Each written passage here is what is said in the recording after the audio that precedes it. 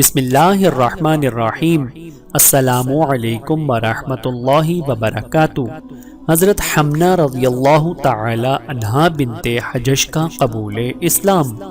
حضرت حمنہ کے والدہ کا نام امیمہ بنت عبد المطلب تھا، جو سرور دو عالم صلی اللہ علیہ وآلہ وسلم کی حقیقی پھوپھی تھیں۔ اس لحاظ سے حضرت حمنہ حضور کی پھوپھیزاد بہن تھیں۔ ام المؤمنین حضرت زینب بنت حجش ان کی حقیقی بہن اور حضرت عبداللہ بن حجش ان کے حقیقی بھائی تھے۔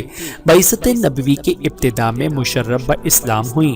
ان کا نکاح جلیل القدر صحابی حضرت مصعب بن عمیر سے ہوا اور ان کے ساتھ ہی مدینے کی ہجرت کا شرف حاصل کیا اور مہاجرین و انصار کی دوسری خواتین کے ساتھ سرور دو عالم صلی اللہ علیہ وآلہ وسلم کی بیعت کا شرف حاصل کیا۔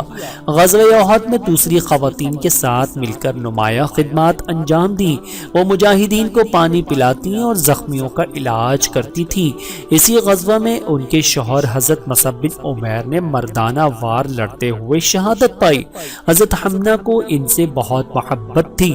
جب ان کی شہادت کی خبر سنی تو بے اختیار چیخ نکل گئی۔ اسی غزوے میں ان کے بھائی حضرت عبداللہ بن حجش بھی شہید ہوئے اور مشرکین نے ان کی لاش کا مسئلہ کیا تھا، یعنی ان کے ناک، کان، ہونٹ وغیرہ کاٹے گئے تھے، اور انہوں نے شہادت سے پہلے خود اپنی لاش کے مسئلے کیے جانے کی خواہش کی تھی، محض اس لیے کہ جب اللہ تعالیٰ کے پاس پیش ہوں تو یہ کہہ سکیں کہ الہی میرے ہونٹ، ناک، کان تیری راہ میں کاٹے گئے۔ اسی لیے وہ المجدہ فی اللہ کے لقب سے مشہور ہوئے۔ حضرت حمنہ رضی اللہ تعالی عنہا پر اللہ رب العزت کی کروڑوں رحمتیں نازل ہوں، آمین ثم آمین۔